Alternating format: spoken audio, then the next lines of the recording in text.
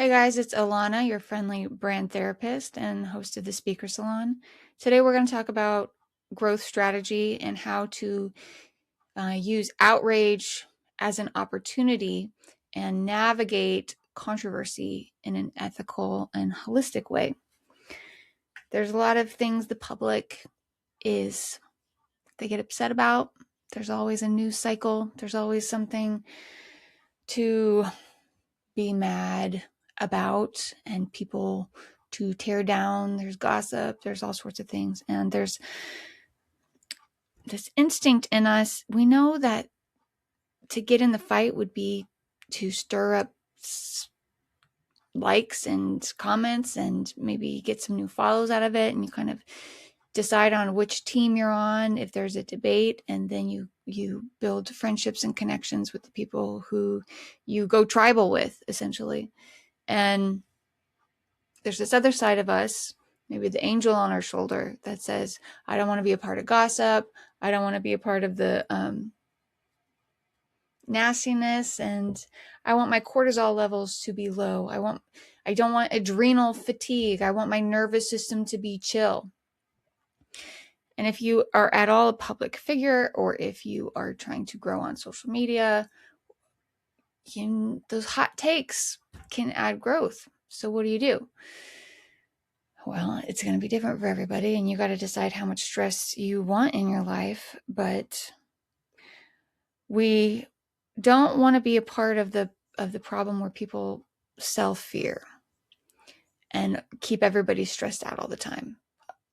That's a lot of what corporate news does. That's kind of what the big tech, big pharma, they make you afraid, and so that you're like locked in, that they grab your attention all the time. And we don't want to be those people. But at the same time, we want to grow our accounts. So I think the ethical solution to this reality is, first of all, being really aware of what causes people to give you their attention. So yes, scary things will grab people's attention. And then where there's already a fight breaking out, people's attention goes there. So right now in the conservative movement, you've got there's like Zionists versus, I don't know what to name the other, but like Candace Owens versus Ben Shapiro, Erica Kirk versus Candace Owens. There's Rob Schneider was insulting Candace Owens, and then there's Tucker Carlson, who's like, should they not be invited to the thing? And then over on the Democrat side, the primaries are coming up. You've got Mom Donnie versus, I guess, Trump. I'm not paying as close of attention to that, but you've got your controversies over there. Everybody's fighting all the time, and we should be engaged in civic debate, and we should be crafting a world where the policies improve our lives. You might not be in an industry where you're particularly political, and you probably are better served by just letting people believe what they want to believe and keeping some privacy about it. But surely in your industry, there is something to debate. If you are a professional football coach, then there's going to be an industry debate over, should you drop a knee or not? Or there's an industry debate over personal conduct and should players do this or that? There's going to be a controversy. If you are a real estate agent, there's going to be controversies that come up in your industry about, is the 50-year mortgage a good idea, or is that kind of like a slave system? So there will be these ethical conundrums, these public debates, even in your niche industry, there will be controversies. So my suggestion as your brand therapist is to get involved, do research so that you are informed about a topic. Like, take 72 hours or even a week or two and consume the most first, like top tier quality sources. The main documents go to the bill, go to the law, go to the high priest or high priestess of like the source, that's the first person witness who was there on the scene giving out the information, the policymaker, and figure out what it really means, and then go to the people who are most aggressively opposed, like figure out who the top proponent is and the top opponent of the conflict is, and listen to them both, and develop your hot take on the controversy, and then communicate it out to the world, and ask what other people's opinions are if they have one. So you can poll people. People love sharing their opinion. They love it when others give them a space to debate. So even if you remain neutral, if you just like report on the controversy and then ask other people what they think, there will be an appreciation, and you will accelerate your growth on social media just by creating space for other people to share their opinion. And I think that is an ethical way of capitalizing on attention that's already there. People are already in a fussy about it. And if you're not comfortable choosing sides, well, you can report on the proponent, report on the opponent, ask the audience what they think, and just say, I don't know. I don't know what I think about this yet, but I'm learning, and I can tell it's important. And don't shame people for believing it's important.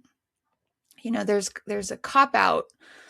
There's this like mightier than thou, kind of like, oh, I'm above the gossip for people who are interested in the conflict. Like, I know in the conservative movement, people are like, they're distracting you with this on purpose, and then they're gonna go and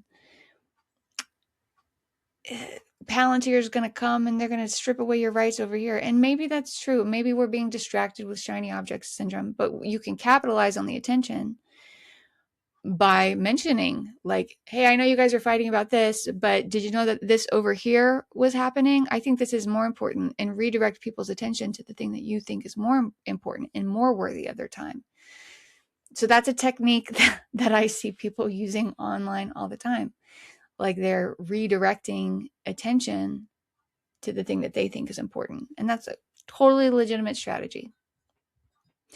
But my advice is not to shame people who are paying attention to the conflict. Like, if I'm deep into the Erica Kirk Candace Owens debate right now, like, sure, wake me up and let me know that you think Palantir is more important to pay attention to, but don't shame me for being interested in this fight, because I think it's an important conflict, because it says something about our culture. It says something about where, you have the opportunity to shape the future and where our culture goes.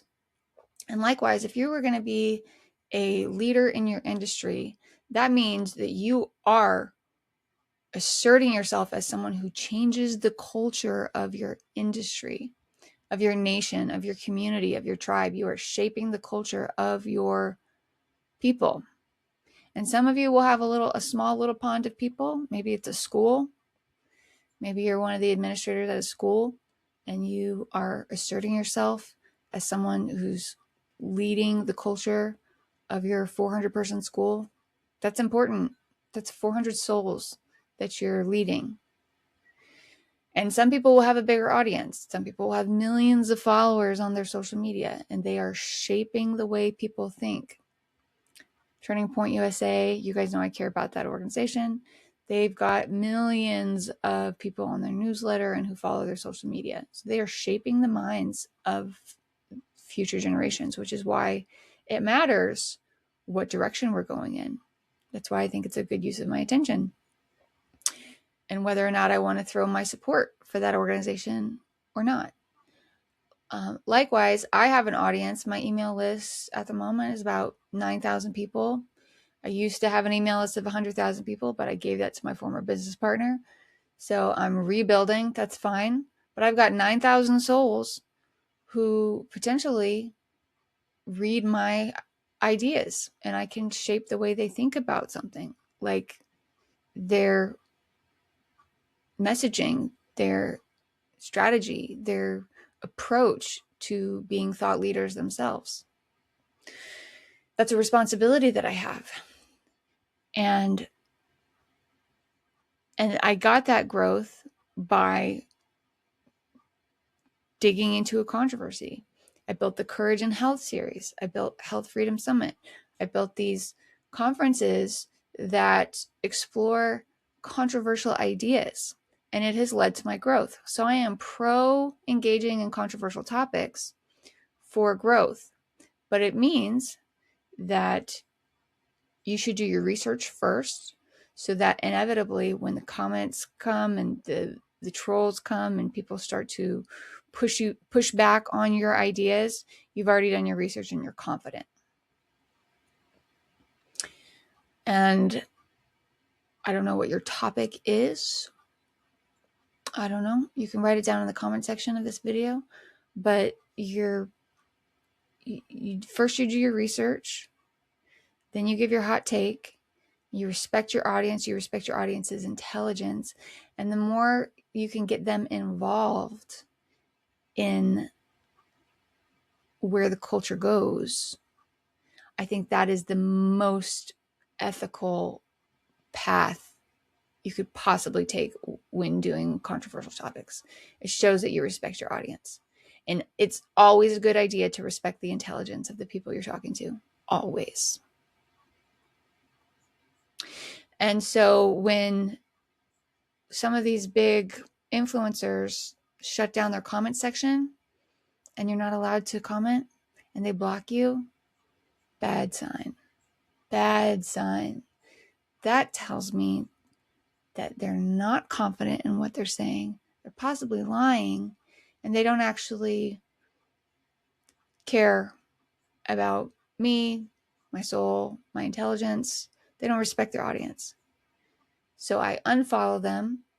Their following shrinks, and they decline in their influence because they lost my trust. So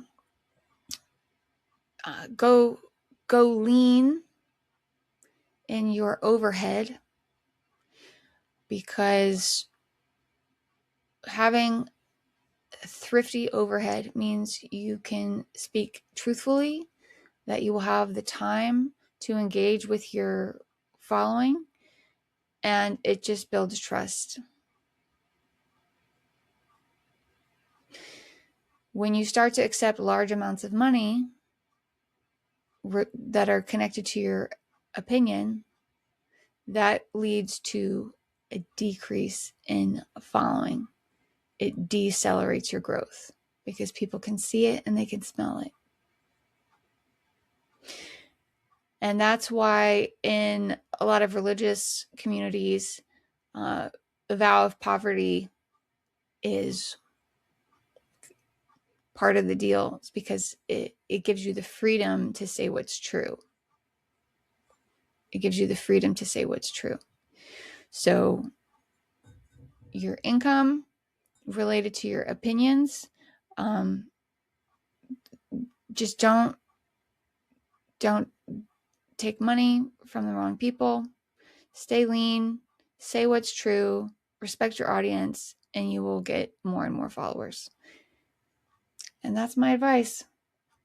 So you can use Outrage to your benefit, but make sure you are speaking what you honestly believe to be true, and be open to being corrected from your audience. And I think you'll be fine. All right, guys. If you want more support in your journey online, you can join my brand therapy group, we talk about all the controversies, and I'm happy to be a sounding board for whatever conflict that you're in right now. So go to school.com/Alana and you'll find me every Tuesday morning. Peace.